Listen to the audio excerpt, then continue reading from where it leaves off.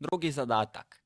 Na tijelo djeluju dvije sile u istoj ravnini. Sila F1 jednako 5 njutna djeluje prema sjeveru, a sila F2 jednako 3 njutna prema zapadu.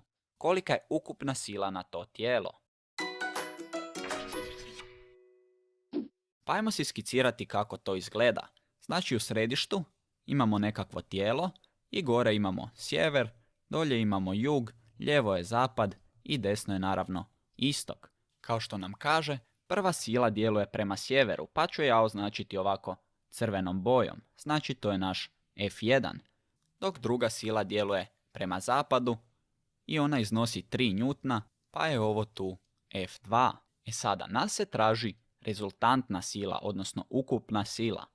Kao što znamo, sile su vektori, pa ćemo rezultantnu silu dobiti tako da povučemo ravne linije ovako i onda će rezultantna sila zapravo biti ova dijagonala ovdje.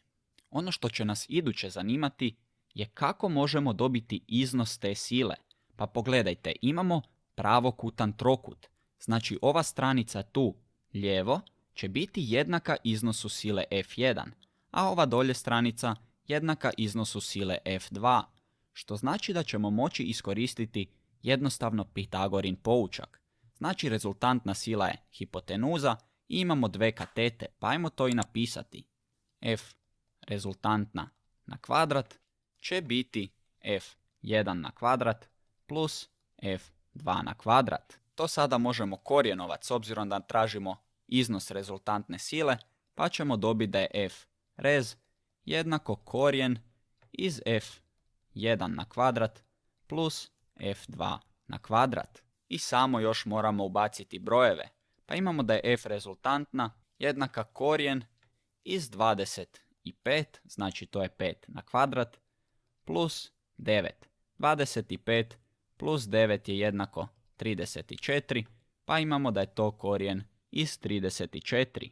A kada ubacimo u kalkulator koliko iznosi korijen iz 34, dobit ćemo da je to 5,83 i s obzirom da je ovo sila, mjerna jedinica će biti njutni. I s time smo došli do našeg konačnog rješenja, odnosno možemo vidjeti da nam je to ponuđeno u odgovoru pod C, pa će to biti točan odgovor.